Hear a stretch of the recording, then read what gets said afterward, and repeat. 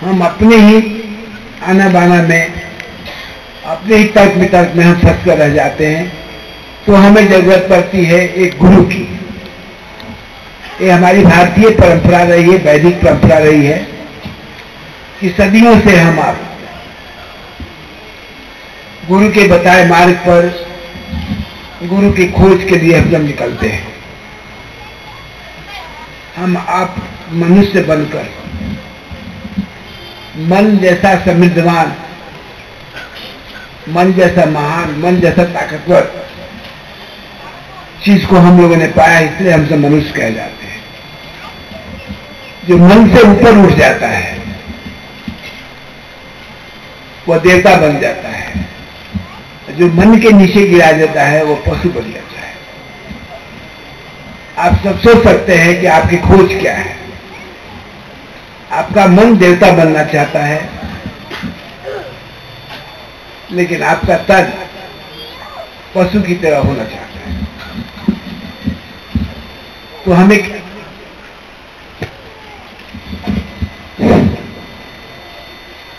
हमें सद्मार्ग पर चलने के लिए अपने गुणों में विकास करना चाहिए।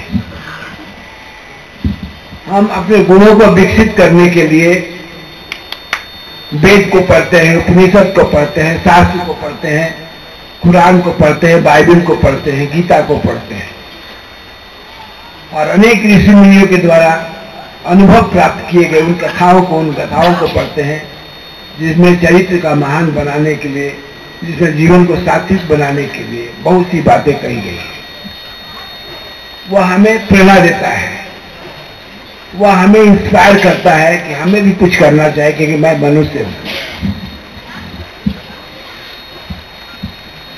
आप सब भी एक लंबी यात्रा करके हिमालय के इस स्कंद पुराण खंड में, केदार खंड में आप पधारे हैं। यह हिमालय का वह खंड है जिसे केदार खंड कहा जाता है, ऋषि मुनियों की तपोस्थली। और गंगा के बारे में आप बहुत कुछ जानते हैं। जो गंगा मोक्षदायिनी है, पाप नाशनी है, मुक्तिदायिनी है, उस गंगा के तट पर हम सब बैठे हुए हैं। जैसे आज आपको गंगा का तट मिला और हिमालय का काशी नगरी मिला, भविष्य में आपके लिए यह एक अच्छा साधना का केंद्र बन सकता है। अगर आप चाहें तो आप अपने जीवन में थोड़ा समय निकालकर कभी भी यहां आकर के साधना कर सकते हैं।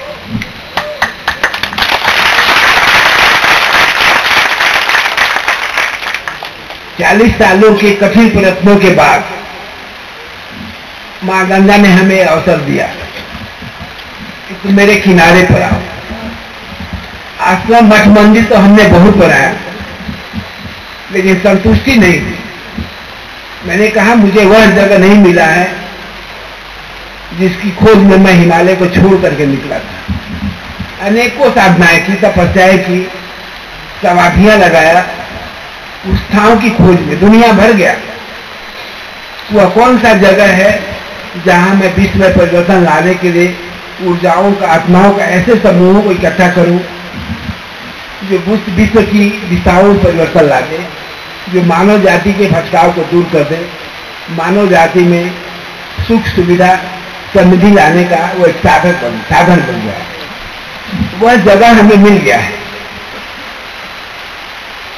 और मैं भी कोशिश कर रहा हूं देश विदेश की सारी यात्राओं को खत्म करके मैं भी उत्तरकाशी में बसूंगा।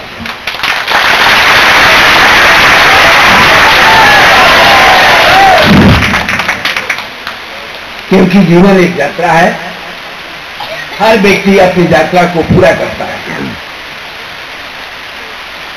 मैं भी एक लंबी यात्रा करके यहां तक पहुंचा हूं। अब चाह कुछ भी नहीं है, जो कुछ जीवन में करना था कर लिया।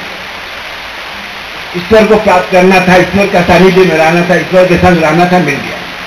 संसार को भी देखा, संसार की सभी सुविधाओं को भी देखा और अपने आप को भी पढ़ा, अपने आप को भी समझा और इसमें पाया कि मुझे ठहरना चाहिए, मैं आप सबको ठहरने की बात करता हूं, दुनिया के लोगों को ठहरने की बात करता हूं। कब तक भागते रहोगे? कहां तक भागोगे? हमेशा भागते रहोगे, आपका लक्ष्य आपको नहीं मिलेगा। हजारों तरह की किताबें मिलेगी, हजारों तरह के नए नए कथाएं मिलेगी, लाखों तरह के अनुभव मिलेंगे साधु संतों के, आप सबके, लेकिन वह आपका डेस्टिनी नहीं है, वो आपका लक्ष्य नहीं है। आपको तो ठहरना पड़ेगा। आपका लक्ष्य आपके भीतर में है। आप अपने को ठहराएंगे नहीं, रोकेंगे नहीं, तब तक से आप अपने लक्ष्य को नहीं प्राप्त कर सकते। समाधि एक ठहराव है। ध्यान मन के उस पार की विधि है। धारणा संसार के सफलताओं के लिए की जाती है। प्रत्याहार निरोग होने के लिए किया जाता है, और आसन परिणाम शरीर को स्वस्थ रहने के लिए, शरीर को सबल बनाने के लिए, शरीर का उपयोग करने के लिए किया जाता है। इन सबसे पहले हमें मन के जम नियम को पालन करना पड़ता है। अगर एक परफेक्ट इंसान बनना चाहते हैं, एक सुंदर मानव बनना चाहते हैं, अगर सत्य पर विजय प्राप्त करना चाहते हैं, तो आपको ठहरना पड़ेगा, और ठहर करके अपने को तैयार करना पड़ेगा। आप लक्ष्य बन करके अपने शरीर को, अपने मन को, अपने बुद्धि को, अपने चित्त को, अपने अहंकार को एक दिशा देना पड़ेगा। ये सभी भिन्न भिन्न दिशाओं में भाग रहे हैं। 72,000 नाड़ियां 72 नदी की तरह, 72 कैनाल की तरह भाग रही हैं। इन्हें सबको एक दिशा देना पड़ेगा। वह दिशा बाहर की ओर नहीं जाएगा। अगर जब तक वो बाहर की ओर चलता रहेगा, वह जीवन जीने का एक माध्यम बन जाएगा। उपलब्धि का नहीं, प्राप्ति का नहीं। उपलब्ध होने के लिए, प्राप्त करने के लिए तो आपको ठहरना पड़ेगा।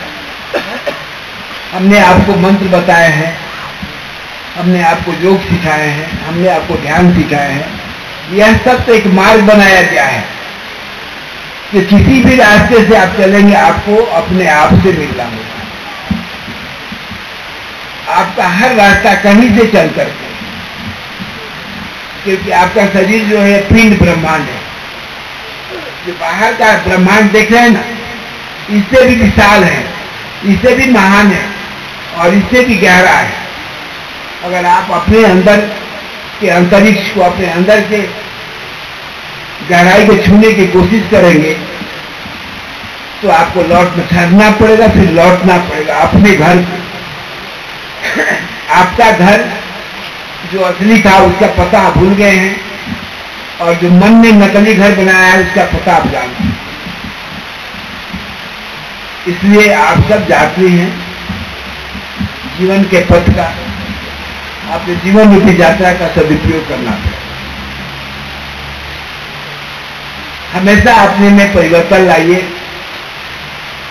हर क्षण आप में परिवर्तन हो रहा है, लेकिन ऐसा परिवर्तन जो आपके इच्छा के अनुकूल हो, आपकी क्रिया के अनुकूल हो, आपके ज्ञान के अनुकूल। इच्छा, क्रिया और ज्ञान 3 प्रकार की महाशक्तियां हैं, जो ब्रह्मांड की रचना में, हम सबकी रचना में सक्रिय होती हैं। इच्छा, क्रिया और ज्ञान के माध्यम से ईश्वर भी उपलब्ध होता है, सत्य का साक्षात्कार होता है, और सेल्फ रियलाइजेशन। किसी एक को पकड़िए। आपको मंत्र मिला है, किसी एक शब्द को पकड़िए। 3 शब्द मंत्र में भी हैं। मैंने कोई मंत्र आपको किसी देवी देवता की ओर जाने का नहीं बताया है। हम आप चाहते कि परमात्मा का साक्षात्कार हो, वह आपके भीतर में है। वह सत्य जो है आत्मसात करना पड़ेगा अपने भीतर में। उस प्रभु का साक्षात्कार करना पड़ेगा अपने भीतर में। इसलिए हम सब कभी कभी गुरु पर्व के रूप में मनाते हैं। हम नहीं मना रहे हैं, हम उन परंपराओं को निभा रहे हैं जिसे हमारे पूर्वजों ने, जिसे ऋषि मुनियों ने दिया है। कभी कभी अगर आप लोग में भूख है, तड़प है, प्रतीक्षा है सत्य को जानने के लिए, तो समय निकालिए। ज्यादा समय नहीं, 10 दिन, 5 दिन, 20 दिन, 40 दिन से अधिक नहीं मैं मानता। मैं दुनिया भर में जाता हूं, कहता मुझे 40 दिन दो, मैं बदल दूंगा। मैं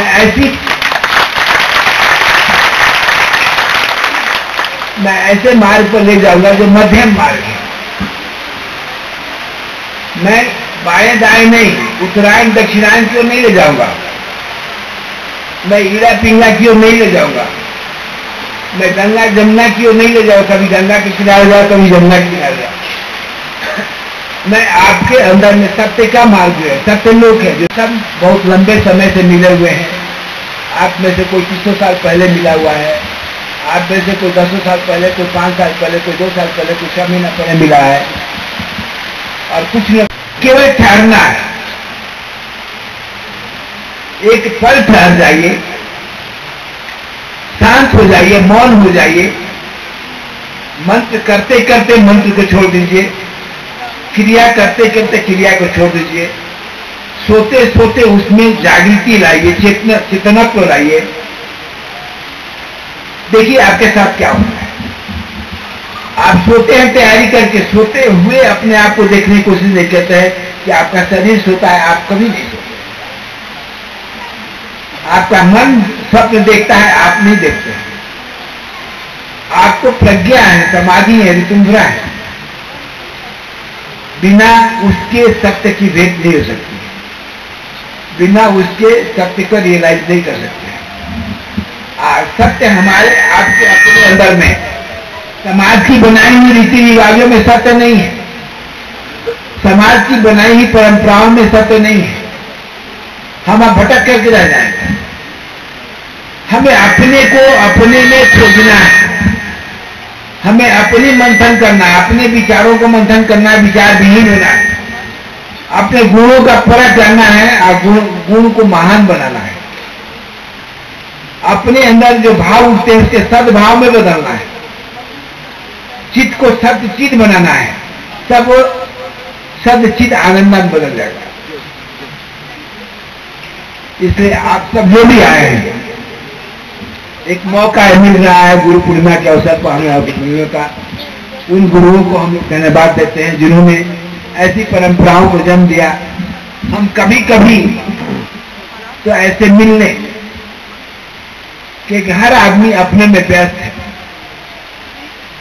हर आदमी के कंधे पर बोझ है, हर आदमी अपनी जिम्मेवारी में, अपने रिस्पॉन्सिबिलिटी में बिजी है, समय नहीं मिलता। वो अपने आप को कोसता है कि मुझे समय क्यों नहीं मिलता। कभी वो क्लाइंट के पीछे पड़ा रहता है, कभी वो ग्राहक की प्रतीक्षा में रहता है, कभी सीनियर को से प्रार्थना करता है, कभी जूनियर से पढ़ता है, कभी व्यवसाय के लिए कर्मचारियों से झगड़ता है, कभी दूसरों से कर्ज मांगता है। धर्म में भी यही है, कभी हम गीता से मांगते हैं, कभी रामायण से, कभी वेद से, कभी उपनिषद से, कभी शास्त्र से, बाइबल से, कुरान। अपने आप से हम नहीं मांगते, हम अपने को पढ़ने की कोशिश नहीं करते, यह भूल है। सब कुछ बड़ा अच्छा है और अच्छा लगने के लिए हमारी अभी पैदाइश नहीं हुई। अच्छा का भोग करने के लिए, अच्छा का उपयोग करने के लिए नहीं, हम अच्छा में अपने आप को देखें, अपने आप को परखें और हम उस अच्छाई को सच्चाई में बदलें। अपने वाणी को सुदृढ़ बनाएं, अपने विचार को संकल्पित बनाएं, अपने देखने की सिद्धांत को दृष्टा भार में लाएं, आप साक्षी बने, जो कुछ भी कर रहे हैं उसके प्रति साक्षी बने, तो आपको सब कुछ मिल सकता है और आप लौट सकते हैं। जब तक आपके अंदर साक्षी भाव, दृष्टा भाव नहीं आएगा, विचार संकल्पित नहीं होंगे, भाव आपका अपना समाधि से नहीं होगा, तब तक से सत्य नहीं घटेगा, तब तक से प्रभु की कृपा नहीं होगी।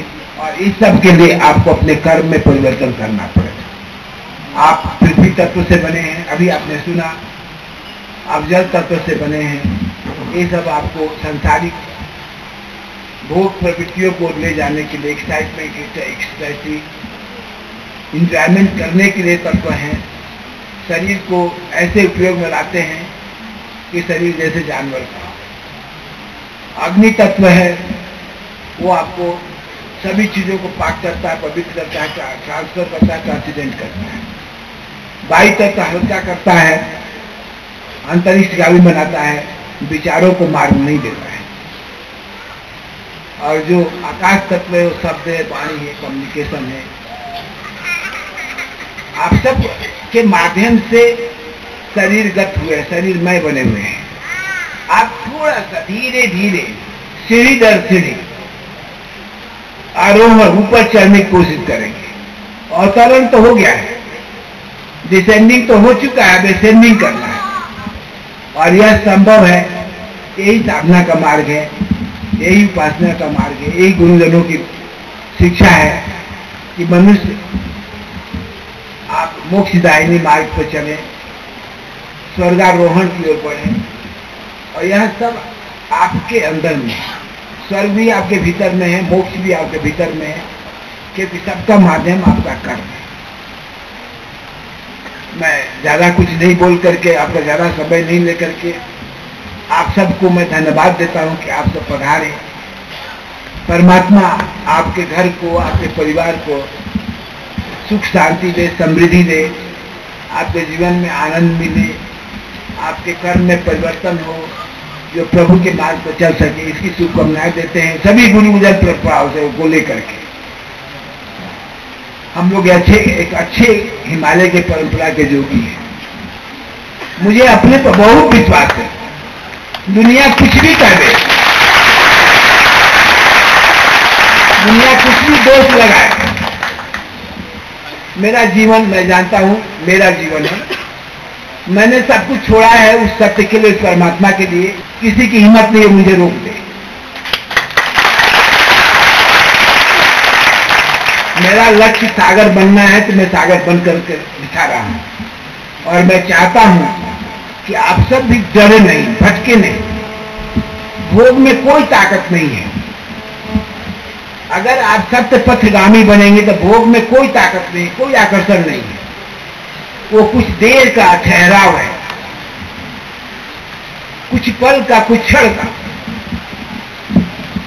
और वह भी जब तब होता है जब आप संस्कार के परंपरा, संस्कार के बंधनों में होते हैं। आपके साथ अतीत में बहुत कुछ हुआ है, आपके शरीर ने अनेकों बार शरीर धारण किया है, अनेकों से रिश्ता बनाया है, संबंध बनाया है, अनेकों के साथ प्रेम किया है, भक्ति किया है, अनेकों ना देना तो पड़ेगा।